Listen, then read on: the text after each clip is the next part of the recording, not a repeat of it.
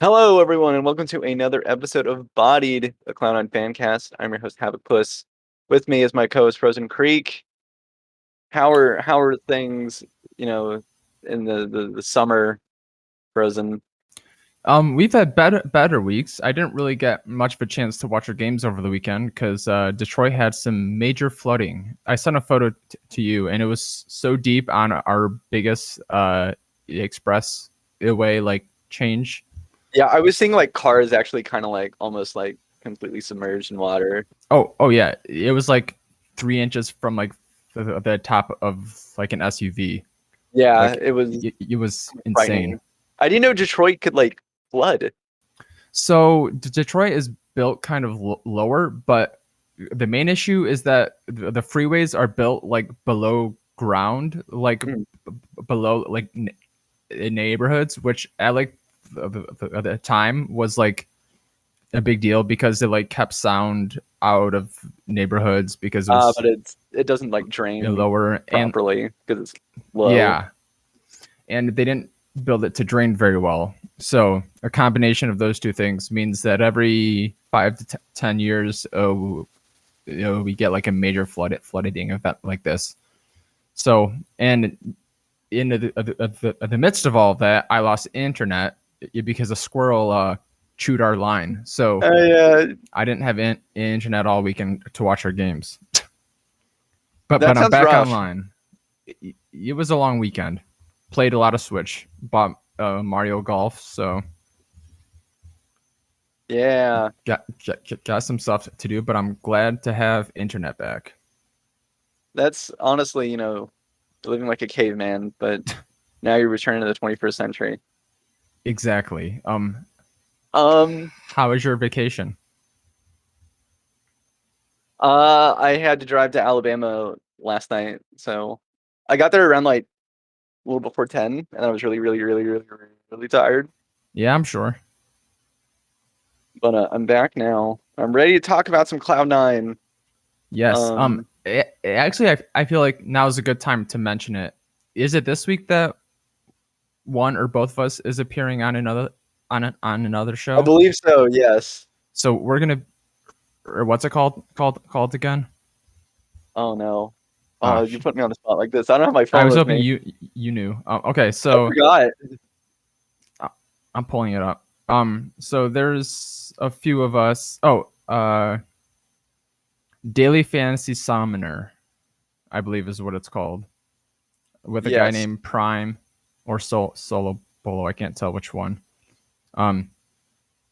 Sounds like a Hunter Talk was with them last week, so we look forward to one or both of us appearing with them this week. There's not a date for that to happen yet, or a date for when the podcast comes out, but we will share that with you guys when the time comes. They picked a bad time because we are slumping pretty hard.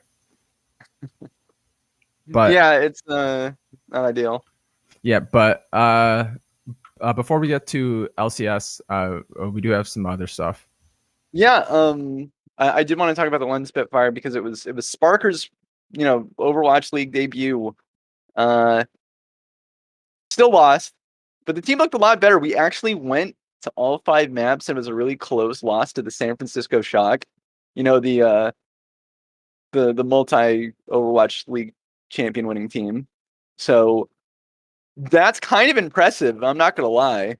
Yeah, that series went the distance. I was actually really on the edge of my seat, watching the final map. It was really back and forth. They played really well. I mean, if you're able to play like that against the Shock, there has to be something there, right? But I think the issue is just they're still either it's pieces that are missing, or it's just I don't know. But I think Sparker helped a lot. Our DPS line looked a lot more consistent and a lot just better because of Sparker.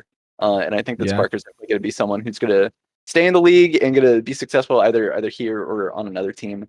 So I just wanted to let everyone know. I don't know how invested they are in the London Spitfire at this point. Yeah, I am. I still care. I watched the last few maps of the Paris match, Yeah, and they fell apart a bit there, but I thought Sparker played well overall, yeah, despite the fact that he kind of disappeared for the last map or two. yeah, yeah. But that was literally his first Overwatch League match, so I think that's fair. Um, you know, increased competition and all that. But Yep, he looked and he's good young. overall. Yep, agreed. I I thought it was a better weekend for them, so No, it I'm hoping definitely we can was. find that one win I soon. want to get at least one W. That's all I want. I don't want to be like the Shanghai Dragons Who and I just think looked a lot worse than what we look now. So no, yeah, we at least like are competitive. The Shanghai Dragons, they just couldn't do much of anything for the most no, they part. were awful. That I believe they still hold the record for longest like losing streak of a competitive like team. Yeah, of like all of traditional sports. Yeah, like a franchise Yeah, sports league. They have the for better they or have for the longest worse. streak. Yeah, for better or for worse. Yes. But yeah, hopefully we can get a W. Speaking of W's, seen on White, Hell they yeah! Woo woo. they are the 3-time Game Changers champions.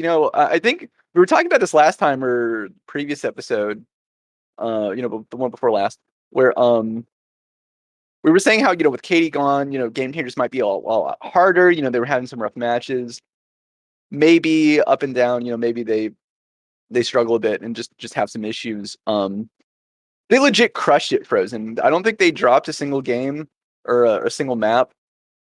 No. It was a single. I don't think they. I don't think they. Yeah, map. That's it. I don't think they dropped a single map. If they did, it was few and far between. They absolutely slaughtered CLG Red in the championship match. It was. Hell yeah. It was really like the girls played really well, especially just without Katie. Like I think tactically, they look really, really solid and really together. Like I think the coaching staff really needs to get a lot of praise because the team just they play as a unit, like completely, like from top to bottom. I don't think watching them play, I don't think I've ever seen really anyone make too selfish of a play. It seems like everyone is kind of in step with everyone and everyone's kind of on the same page. And I think that's why C9 White, at least in the, this women's circuit, they are just the best team to play because they have just this insane synergy, and on top of that, they're tactically and mechanically just really good too. Yeah, that 1v4 by Alexis, it was super hype. Yeah, we definitely have some prodigies on that squad. Like it feels kind of unfair. It kind of sucks that they're not able to really break out into these other sort of challengers, you know, qualifiers and everything because you see the potential. The potential is there. I'm not sure if it's just the competition is just too overwhelming and there's just a larger skill ceiling that they need to kind of crack. But it's kind of the same feeling of before our current Spitfire roster. They were the British Hurricanes. It kind of felt like they're just a big fish in a small pond. When they're in their pond, they're just crushing everyone so easily. It's laughable. But then they go into a larger environment, maybe a more competitive environment. They have a lot more struggles, which kind of sucks. But I think that they can still get better, and I at least want them to crack at least that qualifying point for at least like the first part of a challengers thing, because I think they can Yeah. do it. I think they legitimately can do it. I think it's just a matter of having the right matches and improving and playing well. Yeah, agreed. Or they've been some good teams in the past too. Renegades being one of them. Yeah, I So remember that match. Yeah, that was really good.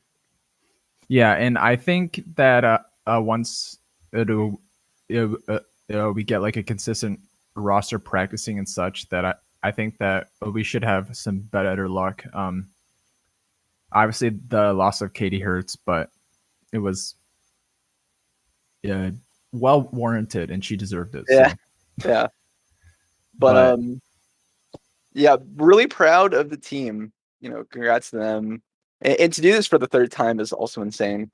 I think they should be proud of what they've done, and they're definitely sort of the tip of the spear when it comes to kind of pushing women's Valorant into a whole other level and trying to make it more competitive. So applause all around. Good job. But moving on to League of Legends, we have a lot because we now have technically four, because Cloud9 did announce that they signed someone for their Wild Rift team. Oh yeah, I almost forgot about that. I did. Let's see. Let me see if I can find the tweet, because I want to mention this person by name, because it feels somewhat significant. And it's just crazy that I found it. Okay, they signed a Zello. Zello. Okay, well, welcome aboard, Zello. Right now, the sole participant of our Wild Rift team. Do you think they could get the old Vainglory squad together again? Do you think? I'm here for it.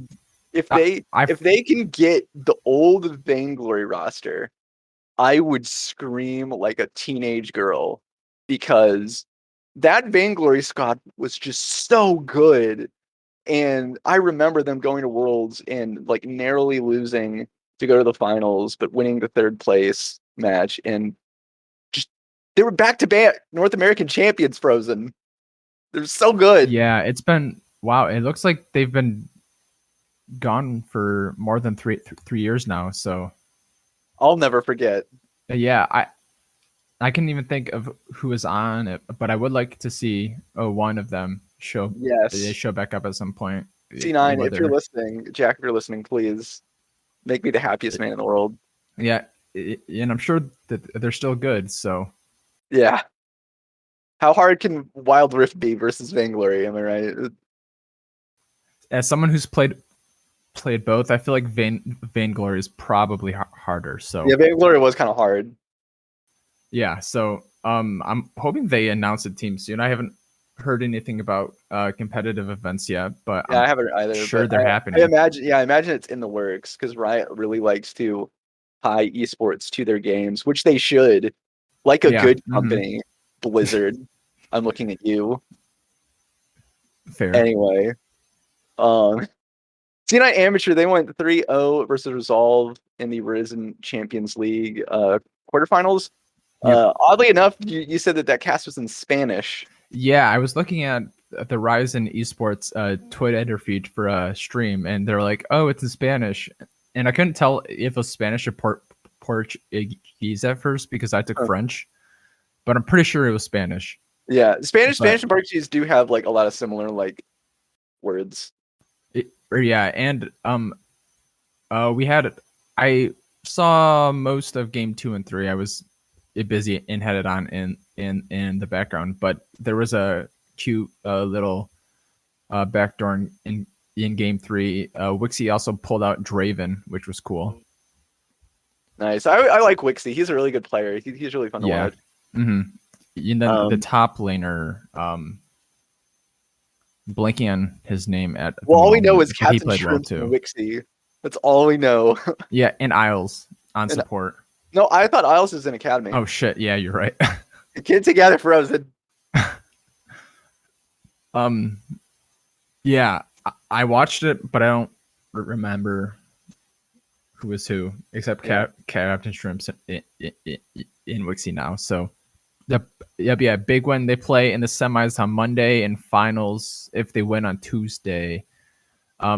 There are still some good teams in it. I know Maryville I believe they won yesterday, so that's a possible matchup. I'm assuming that the draw has already happened, and I just had a hard time finding it. Yeah, we just don't know. Yeah. Well, we keep on the lookout for that. C9 Academy, they did have their first, their 0-2, I guess technically 0-4 weekend against Dig and 100 Thieves Academy. Somewhat not surprising, considering they had to basically swap out their all-star 80 carry for King. Yeah, their LCS all-star to Academy all-star. It overall just wasn't a very good performance, to be honest. I don't remember the game specifically, though I did watch them. Yeah, I think they were just kind of struggling. I don't remember them either. It was also a tough week. I know they played 100 Thieves Academy and barely lost their 2 games against them. So yeah, hopefully they can pick it up. Yeah. They play Team Liquid in TSM Academy this week. Yep. But going over the LCS, we had a 2-1 weekend, which is good. The games again weren't like Yes. that great. Yes. It was okay weekend record wise. Our win on Friday was not very convincing though. It was But kind of the polar opposite of how we played Golden Guardians the first time. Because we yeah, were ahead the whole exactly. game and then we threw it Baron. They were ahead the whole time, but then they threw it Baron. So it's kind of, what comes around goes around kind of thing. Yeah, exactly. And I did get a chance to watch it kind of once, so I will Yeah. say I'm not really all that surprised considering that we subbed in an 80 carry again early in the week, so there was only a few days of scrims for him. Yeah. Sven also made an interesting point on the nines where he was talking about how like in Academy they're not really playing the meta champions like Kalista and Varus outside of like a couple guys. And even then, like you can pretty much play anything into them. So he said it did take, it took a bit of time for him to adjust because like now he's like, oh wait, I'm not playing an academy anymore. I can't just play whatever I want. I have to be more straightforward. But Yeah, also true. yeah, But I I I think it was an acceptable week for the first week back with Sven. yeah. Losing to 100 Thieves was Yeah, that rough. hurt. The And match, like I really didn't like the draft just because like you have Blabber on Rumble who historically just has not looked good on Rumble, so I don't know why you give it to him. And then you pick Varus, which Varus right now he is in. Varus has 2 modes. He has Machine Gun Rageblade mode and then Pokey Lethality mode. Right now Varus is strong with Pokey Lethality mode. But you pick that into like a Nautilus, a Volibear, and I can't remember what else. I think maybe like Set or something. They just had like a lot of really tanky frontliners, so it's like you're not going to do virtually like any damage. So like that pick felt really weird. Mid lane in general is just weird meta wise. Like I've noticed like everyone's talking about how like mage items are just garbage. So just no one in general is picking mages, and then they're opting in for bruisers and these more like 80 skirmishy type characters like Lucian uh or Silas. Or Silas is an 80 carry, but um you know what I mean though. yeah, So it's kind of interesting that mid lane is just so the items and everything and how they function and where they're at this point. Like just picking a mage is just not good right now, and people will opt in for literally anything but a mage. yeah, unless it's a mage that's perfectly set up to counter yeah, unless a it's like Kindred ult. yeah. So I guess the main talking point from last week was the draft against 100 Thieves. Outside of going against a 0, I was actually okay with it.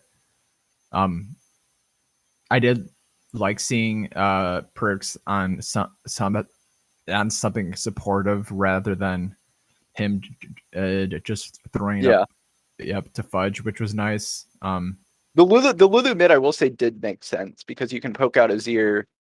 They were trying to. It seemed like they were just trying to go for like a poke comp, but 100 Thieves kind of maybe saw that early and were just like, just pick a bunch of tanky boys, and then you just can't. They just won't kill you. But I did like that, and it also helps with. It gives Blabber some safety since Blabber will go for sort of the the coin flip early game jungle play, and you give him a bit more safety. That of course didn't work out when they tried to fight fight for Herald, and then they all died. But yeah, I think on paper it was at least a good idea. Oh yeah, I don't disagree with that draft at all. The Tom Kench was maybe be a little bit sus. But overall, I think the gameplay is what was a bigger issue. Was the Yeah, fact that they just like yeah, cut their wrist open and just sat there and let it bleed out until they died. yeah. It's Morbid, definitely but no, yeah. It's definitely just sort of a thing that we've been seeing where if we're not crushing it in a good spot ahead, we really struggle to win, and we don't really seem to know what to do. Um, that's been a problem. It's very much like how it was last year in summer, where if we're not, we'll draft regardless if the draft is correct or not, or okay or not. If we make some bonehead play, or if we just don't have a good early game and we're behind, then we just really struggle to kind of come back and win. Um, that's always been an issue. I don't know why we have yet to fix it. Um, I I have ideas, but I'm not gonna say them. yeah, and But it was also kind of a doomed team comp. To be fair, yeah, once like at a certain point, yeah, they just get so tanky where it's just like you literally can't do anything even if you are ahead. yeah. So, and I know that attack speed virus doesn't get played a lot, but it would have actually made It a would have lot of made sense way here. more sense. Yeah. But the lethality virus is so much cooldown on his ultimate that it's like a once you get to like 4 or 5 items, it's like a Yeah. 50-second cooldown or something, Yeah, and it's that such a and big ultimate too. that and just the constant the Q poke is just Yeah, it's just so oppressive that's why you take it.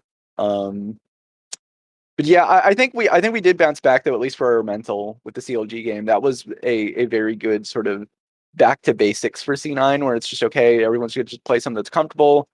We're not gonna go too crazy. Just we have a good comp. Just play how you would normally play, and we executed that well against CLG. So um, I'm glad at least like maybe that's a good step in the right direction. The team is at least confident, like, hey, we went 2-1. You know, we can still kind of figure things out. We still have a lot of time. I believe we still have a lot of time for playoffs, right? yeah, we have tons of time. Yeah. So we have plenty of time for playoffs. There's no need to rush as long as they're improving and trying to at least somewhat figure out, what the heck is going on and fixing it. Then that's good. I will say that I would like to see it a bit better, a bit more like actual improvement. But you know, hopefully at least by playoffs, we will be in a good spot and we'll be ready. I believe now in the standings we're currently at what, third? Yeah, tied for third with Team Liquid and Okay. behind 100 Thieves and TSM, two of which Okay. we play this weekend. So, Yeah. um, Big matches. yeah. So before we jump into that, there was a new patch last week, so it'll go into effect this week. Not sure how much it's going to change the meta besides taking Lee Sin out of lane possibly and Rumble out of jungle, hopefully because we can't play it. Olaf, Aphelios, and Zaya are buffed, which I think is good for us. So That's good for Sven. Sven's Apilius is really good. yeah, And and I think Zaya too. yeah, though he actually said on the nines that he hates Zaya. He hates playing Zaya. Oh really?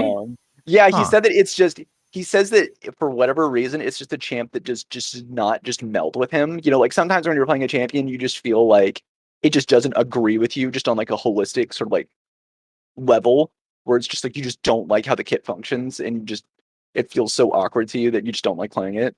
Zven said basically that. Um, but Aphelios buffs are good. Olaf's buffs are good. I also agree with taking Lee Sin out of lane. It's really annoying watching him just because he has so much healing. He's kind of like Renekton in that when Renekton was really strong, where there's so much idiotic healing that it takes twice as long to kill him. That it's just like, come on, this is not fair. Plus he gets like a shield and he can move around and everything, and he has displacements. It's just really annoying. So him being on a lane, I think, can hopefully like you know, hopefully that'll settle the top lane meta a bit to where we have more options and have a bit better of a time. Well, on that note, they changed all of the bruiser items, so No. who knows? No. I actually have not played a full match on this patch yet, so I haven't seen them in action. But they did change like Stride Break and such, and took out pretty much every dash on active items on Mythics. So look out for that too this weekend. But also this weekend, we do have some games. Yeah. We have IMT at 9 Eastern on Friday, TL 7 Eastern on Saturday, and then the good old TSM Classic 6 p.m. Eastern on Sunday. I think IMT's actually turning around. They're looking solid. Yeah, I will think say. they're like third this if you just count the split or something.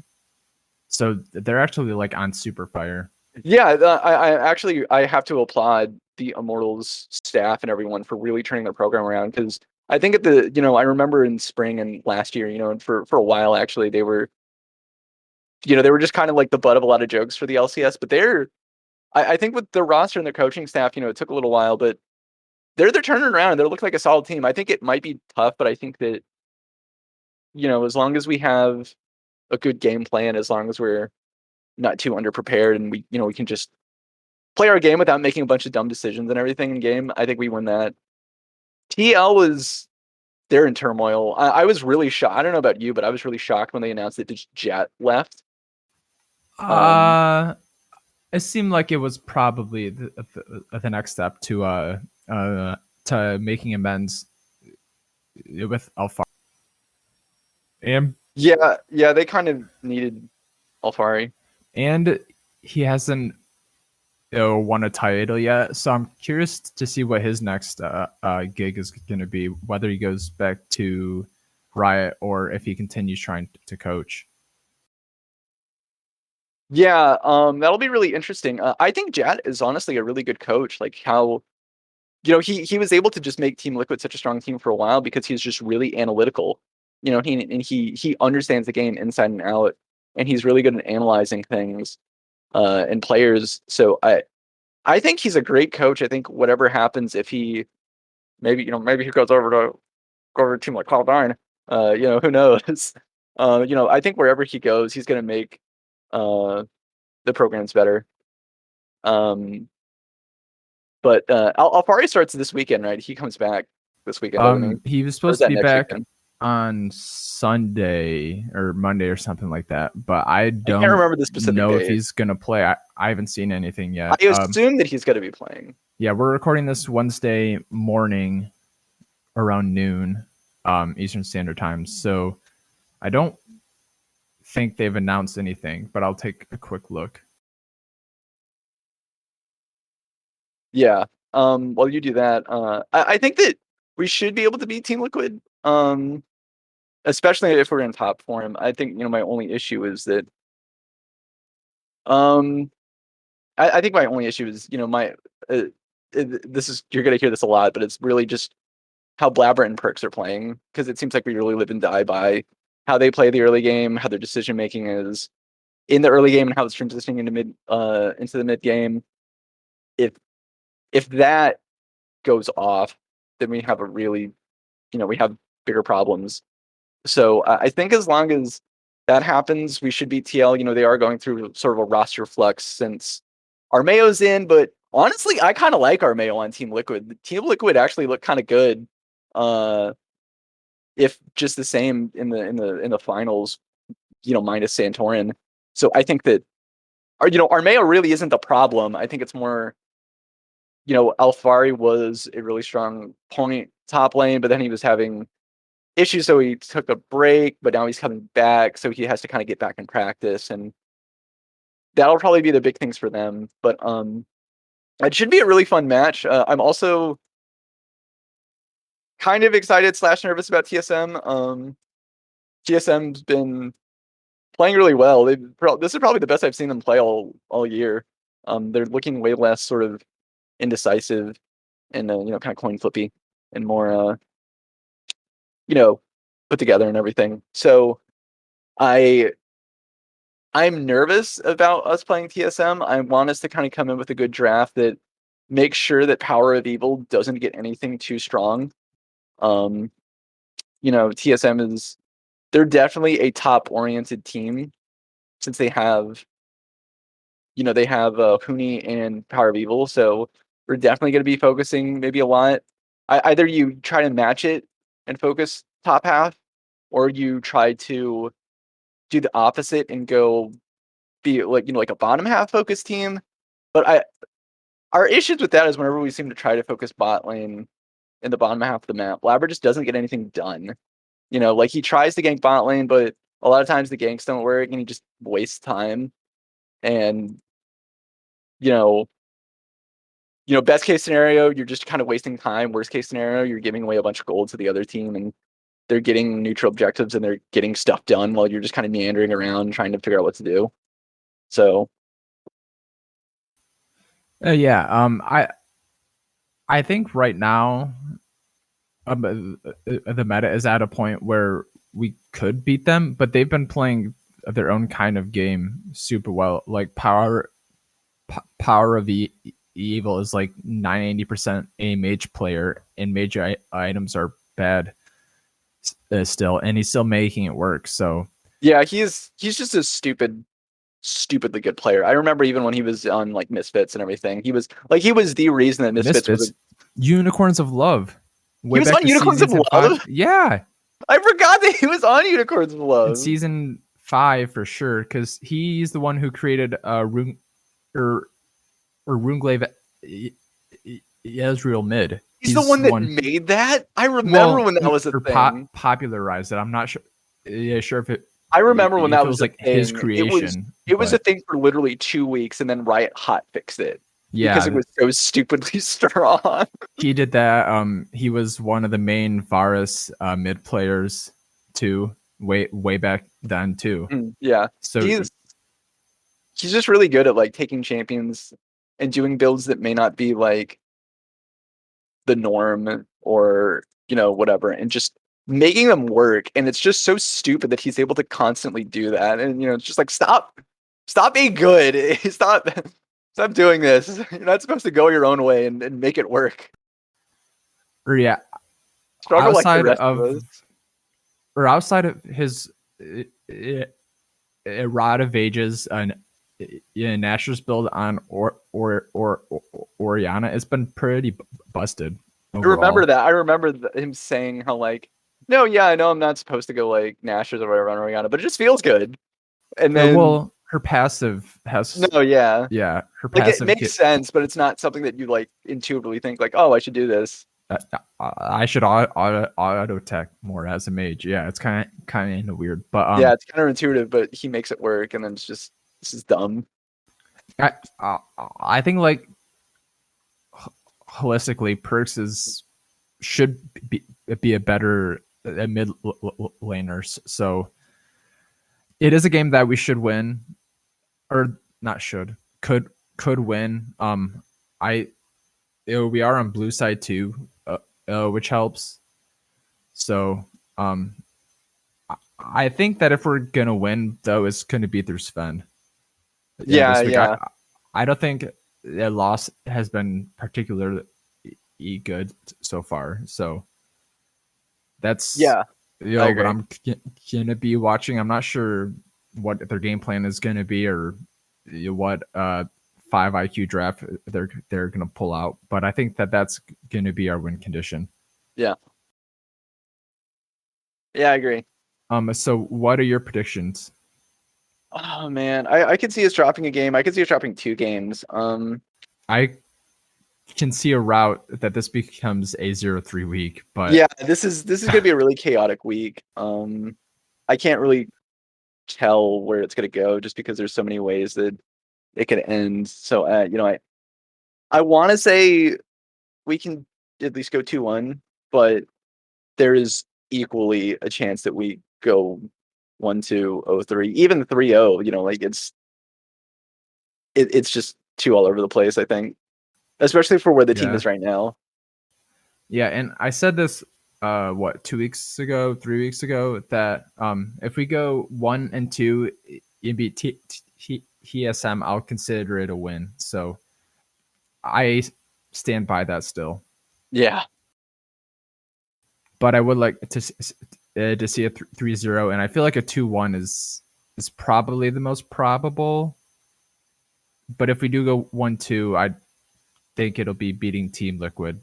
But I would be okay if we lost to Team Liquid and Immortals and beat TSM. But I'm gonna go 2-1, losing to TSM. I And that's can. Yeah, that feels about right.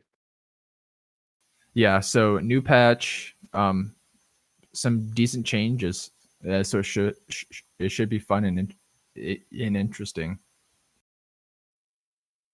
Yeah. We'll have to see how it goes. Hopefully the team can, you know, pull it together.